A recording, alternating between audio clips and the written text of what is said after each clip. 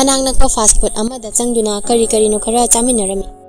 Mayamdu asum charambadagi Sureshna wa haudorai.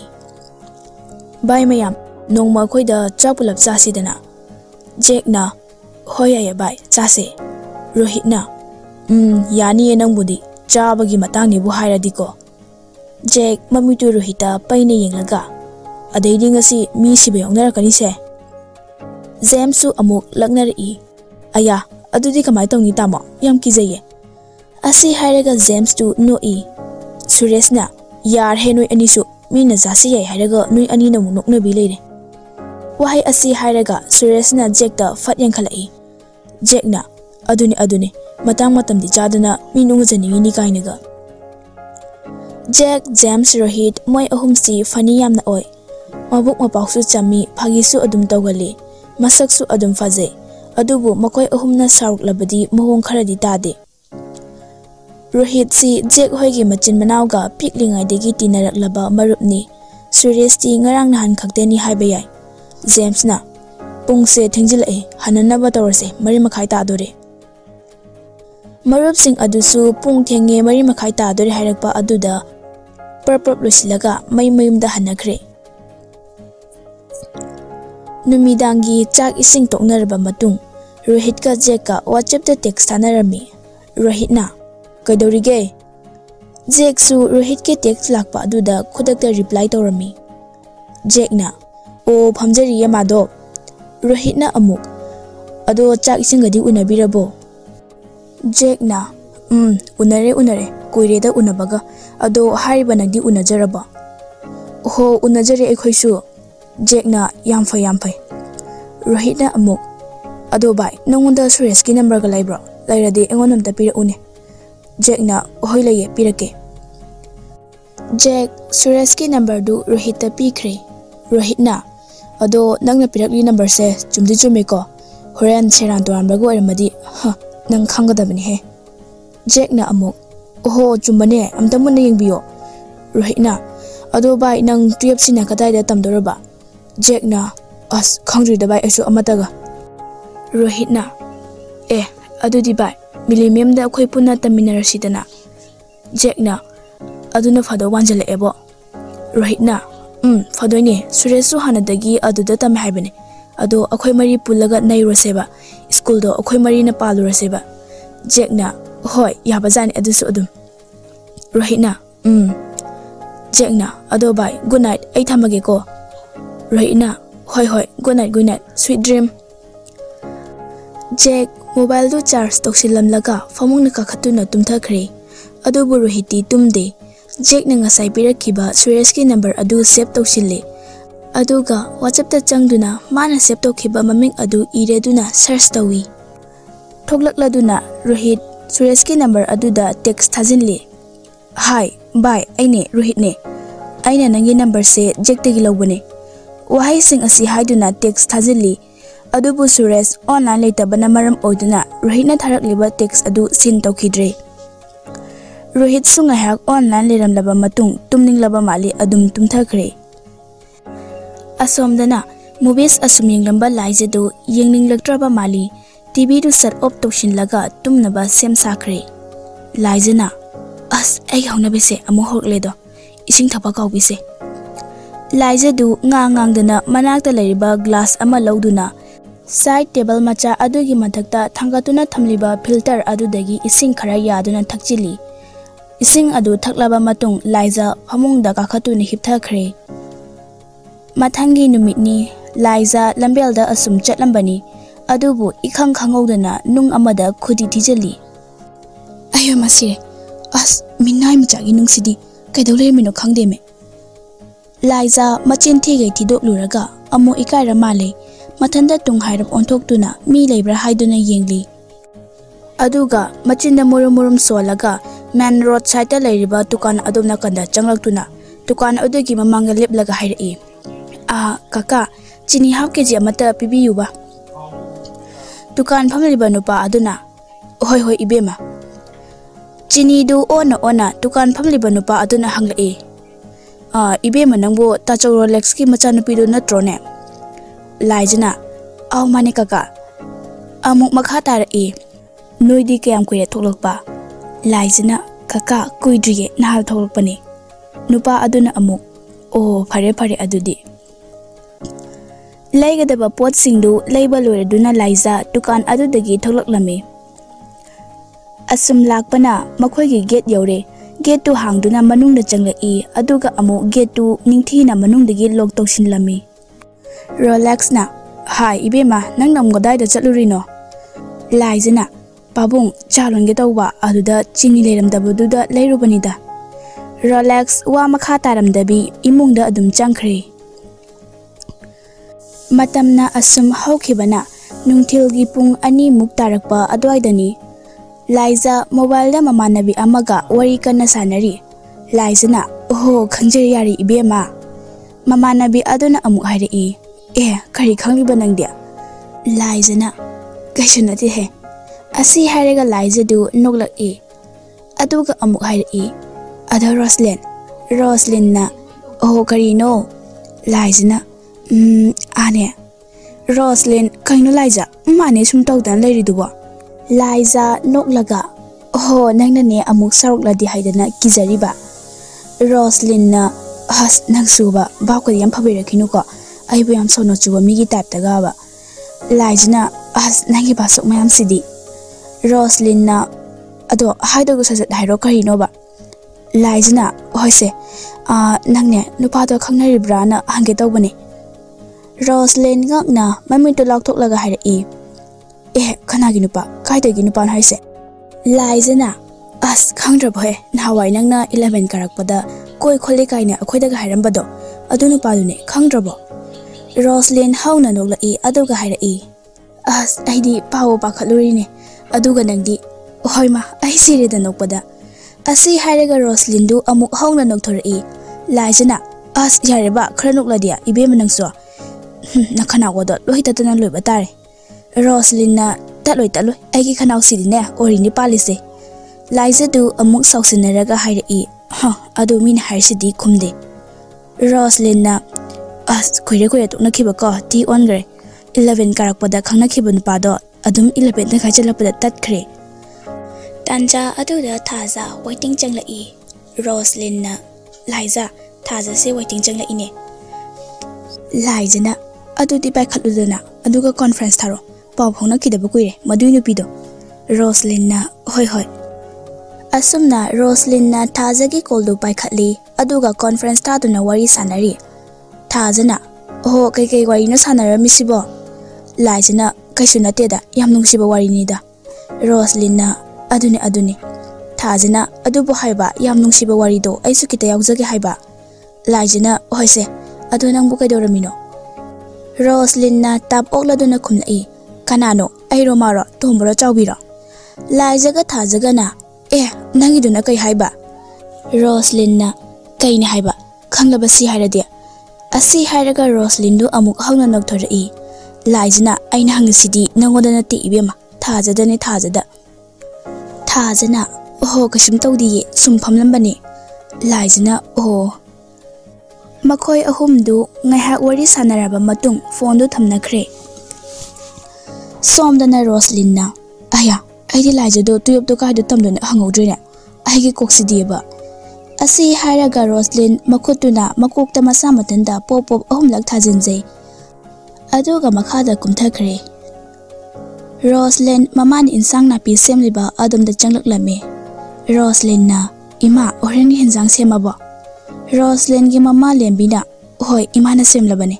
Ado noi pabungdo ngasidi thaba khara ngan halakani haibra kaino hairambani. Roslyn na hoi ima lembina imane chak thongnaba tarukige ibe manangne ising masinga do soksilao. Roslyn na hoi ima. Roslyn do bucket ama paiduna pukhri rom da thokre. Lembi su kitchen lom da adum changkhre. Somna kamdori Thaza phamung de hiptuna nungaina mobile do metlaga leiri. Memchana ibema namung sani imana korisi tadro. Thaza mamit ani do isili aduga marai do chiklaga. Ima ai tahaudre. Mani ngasai Thaza phone metlingai mama memchana kokibani. Adugu ma tahaudre. Maramdi mahak phone da luplingai. Memchana Hoine hoine tahore banang tahore hai sin aina ko thajana yare ba ima nangi isoga lang lunu kai dorage memchana nanga langan mena tro isokse aina langning dana langbro aina nangodana trab ngarang da sakse nanga thungodong ni ko on hai khrido aduga hosna nangna phone met laga leine ba nangne phone guda mata pailo yengwanang ima wayam nghala kanu ko thaja mana lalu rabanina karisu haiba ngamjadre fuk hogotuna chakhumda pasin khre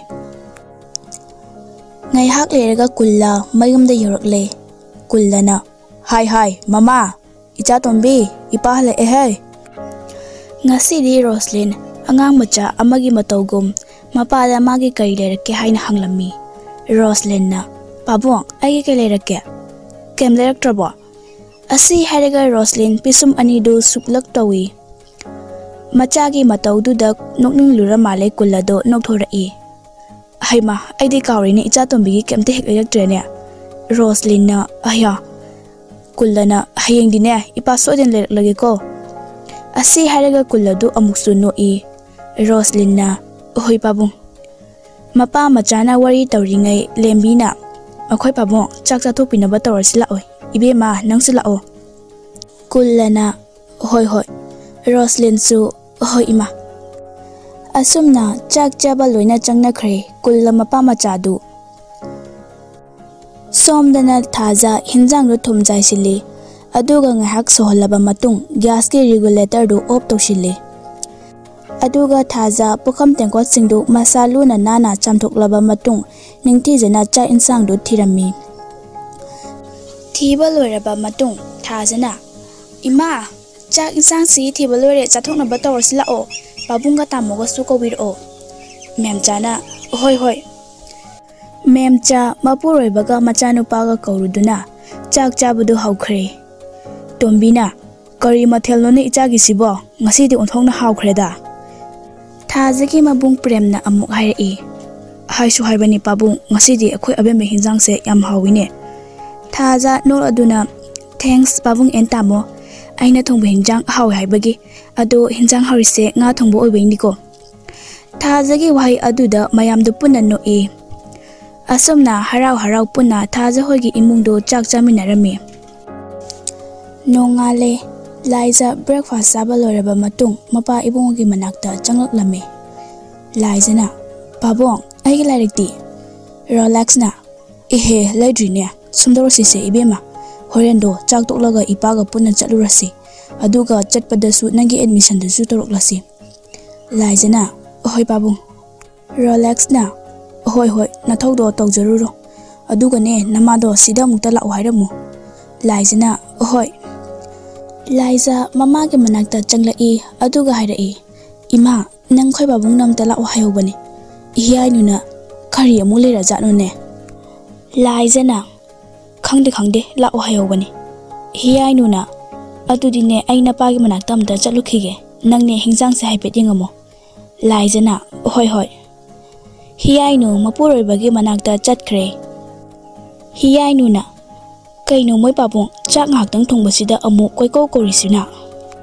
relax na ngaiko amukta famtok sofa sida adugane tapna waise sanasi hiyai nu sofa aduda tapna famthai aduga hairi kaino bo moi papung somdana Liza chakhumda as kari hinjang orsano ne akhoi magi siba amtabu yengene asi haina Liza makumdo hangto aya sidi iroma phuli maline hehe yam nungai jai Liza irona ba haiduna phuli ba alu sing adudagi khabaina alu ma kothai aduga fufu kamnaga chai Liza na as yam hawine sidi Liza amaga susage haina amuk lauthai aduga machinna aludu fufu kami khara ingladuna aludu chaba hawe tungdagi haima kaino ibe manang tawidudi Liza noklaga mana iroma phulamba sida aluse munbrana yengamanida hiyai nuna as onthok pani ibe manangsu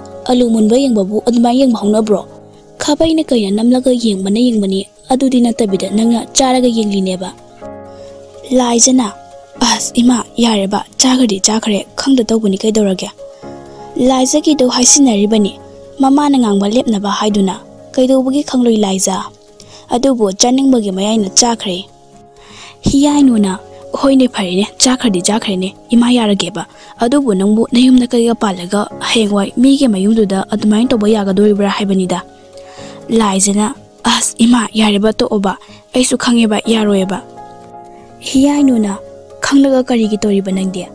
ꯂꯥꯏꯖꯅ ꯆꯥꯅꯤꯡꯃꯟꯗꯅ ꯇꯧꯕꯅꯦꯕ ꯏꯃꯥ꯫ ꯍꯤꯌꯥꯏꯅꯨꯗꯨ ꯅꯣꯛꯀꯗ꯭ꯔꯥ ꯁꯥꯎꯒꯗ꯭ꯔꯥ ꯒ꯭ꯌꯥꯟ ꯑꯃꯠꯇ ꯇꯥꯖꯗ꯭ꯔꯦ꯫ ꯍꯤꯌꯥꯏꯅꯨꯅ ꯍꯣꯏꯁꯦ ꯐꯔꯦꯁꯦ ꯑꯗꯣ ꯃꯇꯨꯡꯗꯗꯤ ꯇꯧꯅꯨꯀꯣ꯫ ꯂꯥꯏꯖꯅ ꯍꯣꯏꯕ ꯏꯃꯥ ꯑꯩ ꯇꯧꯔꯔꯣꯏꯕ ꯃꯇꯨꯡꯗꯗꯤ ꯑꯃꯨꯛ ꯍꯟꯅ ꯑꯗꯣ ꯉꯁꯤꯒꯤꯗꯤ ꯉꯥꯛꯄꯤꯔꯣꯕ꯫ ꯍꯤꯌꯥꯏꯅꯨꯅ ꯍꯣꯏ ꯍꯣꯏ ꯑꯗꯣ ꯏꯃꯥꯅꯦ ꯐꯨꯠꯂꯤꯕꯁꯤꯡꯁꯦ ꯏꯔꯣꯟ ꯊꯣꯛꯅꯕ ꯑꯃꯨꯛꯇ ꯇꯧꯒꯦ ꯅꯪ ꯈꯥꯡꯂꯣ ꯊꯥꯡꯀꯠꯂꯒ ꯎꯀꯥꯕꯤ 3 ꯈꯛ ꯂꯩꯕꯗꯣ ꯉꯥꯔꯨ ꯑꯣꯏꯅꯕ ꯇꯧ꯫ ꯂꯥꯏꯖꯅ ꯍꯣꯏ ꯏꯃꯥ꯫ ꯍꯤꯌꯥꯏꯅꯨꯅ ꯍꯟꯗꯛꯇꯤꯅꯦ ꯆꯥꯔꯒꯅꯦ ꯃꯨꯟꯕ꯭ꯔꯥ ꯀꯥꯏꯗꯣ ꯌꯦꯡꯂꯨꯔꯅꯨꯀꯣ ꯌꯦꯡꯒꯦ ꯍꯥꯏꯔꯁꯨ ꯈꯥꯕꯩꯅ ꯀꯩꯅ ꯅꯝꯂꯒ ꯑꯣꯏꯅ ꯌꯦꯡꯉꯨ꯫ ꯑꯁꯤ ꯍꯥꯏꯔꯒ ꯍꯤꯌꯥꯏꯅꯨꯗꯨ ꯅꯣꯛꯂꯛꯏ꯫ ꯂꯥꯏꯖꯅ ꯇꯧꯔꯣꯏꯍꯦ ꯑꯩꯈꯣꯏ ꯃꯥꯁꯤꯃ꯫ ꯂꯥꯏꯖ ꯈꯥꯡꯗꯣ ꯊꯥꯡꯒꯠꯇꯨꯅ ꯉꯥꯁꯤꯡꯗꯨ ꯐꯖꯅ ꯇꯥꯎꯕ ꯍꯧꯈ꯭ꯔꯦ꯫ ꯍꯤꯌꯥꯏꯅꯨꯁꯨ ꯏꯔꯣꯟꯕ ꯑꯗꯨ ꯂꯣꯏꯔꯗꯨꯅ ꯅꯤꯡꯊꯤꯖꯅ ꯇꯦꯡꯀꯣꯠꯁꯤꯡ ꯑꯗꯨꯗ ꯍꯥꯞꯄꯤ ꯑꯗꯨꯒ ꯆꯥꯛꯇꯣ ꯑꯃꯨꯛ ꯊꯤꯕ ꯍꯧꯈ꯭ꯔꯦ꯫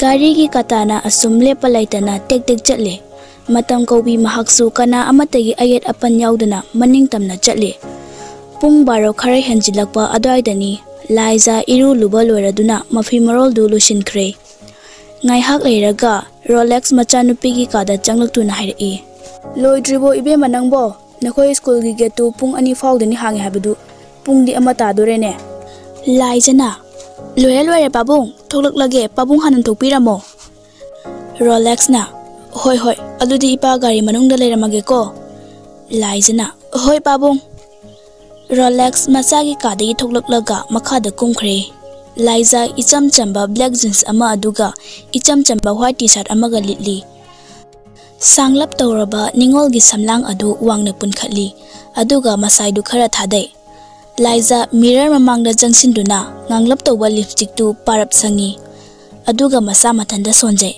ꯌꯥꯔꯦ ꯌꯥꯔꯦ꯫ ꯑꯁꯤ ꯍꯥꯏꯔꯒ ꯂꯥꯏꯖ ꯃꯈꯥꯗ ꯑꯃꯨꯛ ꯀꯨꯝꯊꯔꯛꯏ꯫ ꯍꯤꯌꯥꯏꯅꯨ ꯃꯆꯥꯅꯨꯄꯤꯕꯨ ꯃꯅꯝ ꯅꯝꯕꯤꯔꯒ ꯐꯖꯅ ꯆꯠꯂꯨꯀꯣ ꯏꯕꯦꯝꯃ ꯅꯣꯏ ꯃꯤꯔꯝꯗꯨꯒꯅꯦ ꯑꯩꯈꯣꯏ ꯁ꯭ꯋꯥꯏꯁꯤꯒ ꯃꯥꯟꯅꯗꯕꯅꯤ ꯆꯦꯛꯁꯤꯜꯂꯨ꯫ ꯂꯥꯏꯖꯅ ꯍꯣꯏ ꯏꯃꯥ꯫ ꯑꯁꯨꯝ ꯇꯧꯅ ꯂꯥꯏꯖ ꯃꯄꯥ ꯏꯕꯨꯡꯉꯣ ꯔꯣꯂꯦꯛꯁꯀ ꯃꯈꯣꯏ ꯑꯅꯤ ꯒꯥꯔꯤ ꯊꯧꯗꯨꯅ ꯆꯠꯈ꯭ꯔꯦ꯫ ꯁꯣꯝꯗꯅ ꯔꯣꯍꯤꯠꯇꯨ ꯅꯨꯡꯁꯥ ꯁꯥꯏ ꯍꯥꯏꯗꯨꯅ ꯃꯥꯡꯒꯣꯜꯗ ꯇꯨꯜ ꯑꯃ ꯊꯥꯗꯨꯅ ꯐꯝꯂꯤ ꯑꯗꯨꯒ ꯃꯅꯥꯛꯇꯁꯨ ꯐꯦꯟꯗꯨ ꯑꯣꯟ ꯇꯧꯗꯨꯅ ꯊꯝꯂꯤ꯫ ꯔꯣꯍꯤꯠꯅ ꯑꯁ ꯁꯥꯈ꯭ꯔꯦ ꯃꯣꯏ ꯃꯄꯥꯒꯤ ꯅꯨꯡꯁꯥꯁꯤꯗꯤ ꯀꯔꯤ ꯆꯥꯒꯦ ꯍꯥꯏꯗꯅꯕꯨ ꯁꯥꯏꯅꯣ ꯈꯪꯗꯦꯃꯦ꯫ ꯔꯣꯍꯤꯠ ꯏꯃꯨꯡꯗ ꯑꯃꯨꯛ ꯆꯪꯂꯛꯇꯨꯅ ꯔꯦꯐ꯭ꯔꯤꯖꯔꯦꯇꯔꯗꯨ ꯍꯥꯡꯇꯣꯛꯇꯨꯅ ꯉꯁꯥꯏ ꯃꯆꯟꯅꯨꯄꯤꯒ ꯃꯣꯏ ꯑꯅꯤꯅ ꯁꯦꯝꯈꯤꯕ ꯕꯜꯂꯞꯇꯨ ꯑꯃꯠꯇ ꯄꯥꯏꯗꯨꯅ ꯆꯨꯞꯂꯒ ꯃꯄꯥꯟꯗ ꯊꯣꯛꯂꯛꯏ ꯑꯗꯨꯒ ꯑꯃꯨꯛ ꯇꯨꯜ ꯑꯗꯨꯗ ꯐꯝꯊꯩ꯫ ꯍꯣꯁ ꯕꯜꯂꯞꯁꯤ ꯆꯨꯞꯂꯒ ꯑꯃꯨꯛ ꯃꯇꯝ ꯂꯦꯟꯒꯦ꯫ ꯇꯨꯃꯤꯟꯅ ꯉꯥꯏꯍꯥꯛ ꯂꯩꯔꯕ ꯃꯇꯨꯡ ꯔꯣꯍꯤꯠꯅ ꯀꯅꯥꯅꯣꯅꯦ ꯑꯥꯗ ꯑꯃꯨꯛ ꯆꯪꯂꯛꯏꯁꯤꯅ? ꯁꯨꯔꯦꯁ ꯅꯠꯇ꯭ꯔꯣ ꯑꯁꯤꯕꯣ?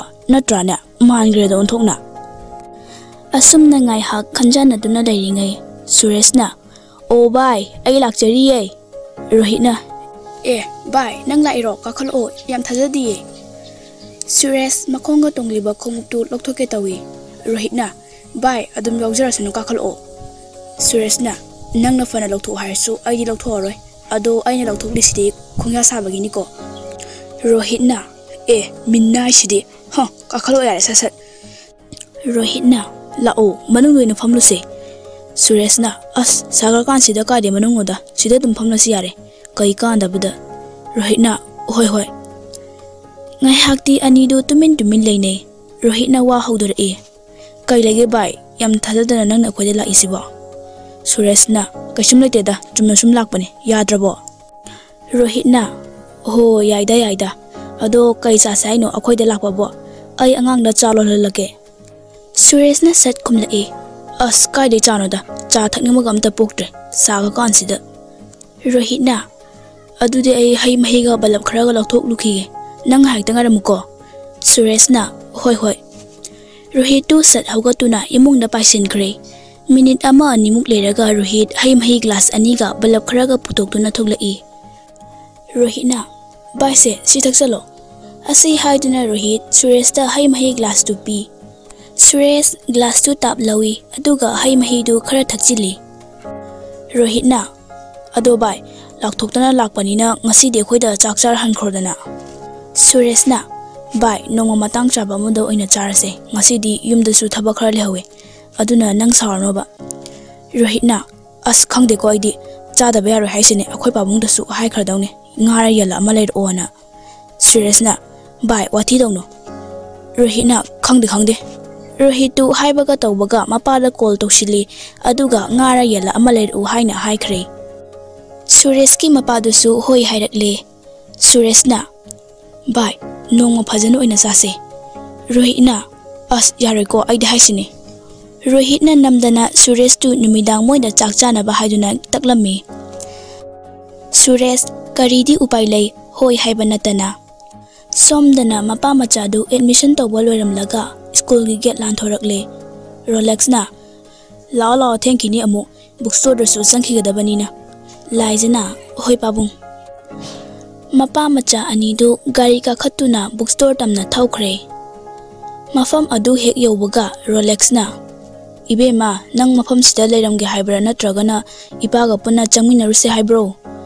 ꯂꯥꯏꯖꯅ ꯄꯥꯕꯨꯡ ꯑꯩ ꯁꯤꯗ ꯑꯗꯨꯝ ꯂꯩꯔꯝꯂꯒꯦ, ꯄꯥꯕꯨꯡ ꯂꯩꯕꯤꯔꯨꯔꯣ ꯂꯥꯏꯔꯤꯛꯁꯤꯡꯗꯣ꯫ ꯔꯣꯂꯦꯛꯁꯅ ꯍꯣꯏ ꯑꯗꯨꯗꯤ ꯅꯪ ꯁꯤꯗ ꯏꯄꯥ ꯉꯥꯏꯔꯝꯃꯨꯀꯣ꯫ ꯂꯥꯏꯖꯅ ꯍꯣꯏ꯫ ꯔꯣꯂꯦꯛꯁ ꯂꯝꯕꯦꯜꯗꯨ ꯂꯥꯟꯊꯣꯛꯂꯒ ꯑꯋꯥꯡꯂꯣꯝꯗ ꯈꯔ ꯆꯠꯊꯔꯒ ꯂꯩꯕ ꯕꯨꯛ ꯁ꯭ꯇꯣꯔ ꯑꯆꯧꯕ ꯑꯗꯨꯗ ꯆꯪꯈ꯭ꯔꯦ꯫ ꯂꯥꯏꯖ ꯒꯥꯔꯤ ꯃꯅꯨꯡꯗ ꯁꯨꯝ ꯐꯝꯂꯝꯕꯗꯒꯤ ꯅꯨꯡꯉꯥꯏꯔꯛꯇ꯭ꯔꯕ ꯃꯥꯜꯂꯤ, ꯒꯥꯔꯤ ꯃꯅꯨꯡꯗꯒꯤ ꯊꯣꯛꯂꯛꯇꯨꯅ ꯃꯄꯥꯜꯗ ꯂꯦꯞꯄꯤ꯫ ꯃꯥꯅ ꯂꯦꯞꯂꯤꯕ ꯃꯄꯥ ꯑꯗꯨ ꯃꯤꯁꯨ ꯄꯥꯡꯅ ꯆꯠꯇꯦ, ꯃꯆꯤꯠ ꯈꯔ ꯆꯠꯂꯤ꯫ ꯅꯨꯄꯥ ꯄꯥꯈꯪ ꯈꯔ ꯌꯨ ꯉꯥꯎꯔꯤ ꯇꯧꯔꯒ ꯂꯥꯏꯖꯅ ꯂꯩꯔꯤꯕ ꯑꯗꯣꯝꯗ ꯒꯥꯔꯤꯗꯨ ꯊꯧꯔꯛꯏ꯫ ꯂꯥꯏꯖ ꯃꯗꯨ ꯎꯔꯨꯗꯦ꯫ ꯅꯨꯄꯥꯁꯤꯡ ꯑꯗꯨꯒꯤ ꯃꯔꯛꯇꯒꯤ ꯑꯃꯅ ꯍꯥꯏꯔꯛꯏ, ꯍꯥꯏ ꯑꯁꯤꯗꯤ ꯀꯔꯤꯔꯥ?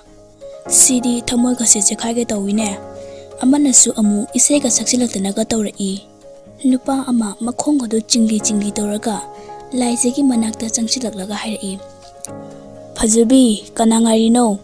ꯑꯩꯒ ꯉꯥꯏꯔꯤ ꯑꯣꯏꯔꯤꯅꯤꯗ꯫ ꯑꯁꯤ ꯍꯥꯏꯗꯨꯅ ꯃꯌꯥꯝꯗꯨ ꯑꯃꯨꯛ ꯍꯧꯅ ꯅꯣꯛꯏ꯫ ꯑꯗꯨꯕꯨ ꯂꯥꯏꯖ ꯀꯔꯤꯃꯠꯇ ꯈꯨꯝꯗꯦ, ꯃꯔꯝꯗꯤ ꯃꯈꯣꯏꯒ ꯃꯥꯟꯅꯔꯨꯕꯗ ꯃꯥꯡꯖꯗꯣꯏꯁꯤ ꯃꯥ ꯃꯊꯟꯇꯅꯤ꯫ ꯅꯨꯄꯥ ꯑꯃꯅ ꯑꯃꯨꯛ ꯍꯥꯏꯔꯛꯏ, ꯌꯥꯝ ꯄꯣꯡꯉꯤꯀꯣ, ꯅꯁꯛ ꯏꯐ ꯍꯦꯛ ꯐꯖꯒꯦ꯫ ꯑꯃꯅꯁꯨ ꯑꯃꯨꯛ ꯏꯁꯩꯒ ꯑꯃꯨꯛ ꯁꯛꯆꯤꯜꯂꯛꯏ, ꯑꯗꯨꯒ ꯃꯃꯤꯠꯇꯨꯅ ꯌꯥꯝ ꯂꯨꯖꯗꯕꯒꯤ ꯃꯑꯣꯡꯗ ꯂꯥꯏꯖꯗ ꯌꯦꯡꯂꯛꯏ꯫ ꯂꯥꯏꯖ ꯅꯨꯄꯥꯁꯤꯡ ꯑꯗꯨꯒꯤ ꯃꯇꯧ ꯑꯗꯨꯗ ꯍꯩꯅꯗ꯭ꯔꯦ, ꯑꯗꯨꯅ ꯈꯤꯇꯪ ꯆꯠꯊꯣꯛꯏ꯫ ꯅꯨꯄꯥꯁꯤꯡ ꯑꯗꯨꯅ ꯍꯥꯏ ꯕꯦꯕꯤ ꯆꯠꯊꯣꯛꯈꯤꯅꯨꯅꯦ, ꯋꯥꯔꯤ ꯉꯥꯏꯍꯥꯛꯇꯪ ꯁꯥꯈꯤꯁꯤ ꯂꯥꯛꯑꯣꯅꯦ꯫ ꯑꯁꯤ ꯍꯥꯏꯔꯒ ꯃꯌꯥꯝꯗꯨ ꯌꯥꯝ ꯍꯥꯎꯇꯕ ꯃꯤꯅꯨꯡ ꯑꯃ ꯅꯣꯛꯏ꯫ ꯂꯥꯏꯖ ꯏꯆꯝ ꯆꯝꯅ ꯀꯩꯅꯣ ꯅꯣꯏ ꯃꯌꯥꯝꯅ ꯈꯟꯕꯤꯔꯤꯁꯤꯕꯣ?